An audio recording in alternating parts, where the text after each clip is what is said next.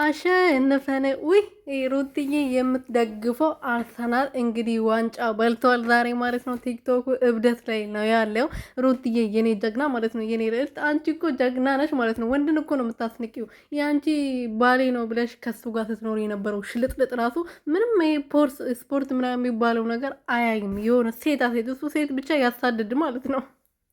ለማንኛውም የኔ ጀግና እንኳን ደስ አለሽ። አንቺ የምትደግፊው አርሰናል እንኳን ዋንጫ በላ። አንቺ ሁሉ ጊዜ አሸናፊ ነሽ፣ በማንኛውም ነገር ሁሉ ጊዜ አሸናፊ ሁኝልን። እንደዚህ ማለት ነው። ፈጣሪ ከዚህ ጋር ከአንቺ ጋር ይሁን፣ ሁሉ ነገር ልታሸንፊ ይርዳሽ።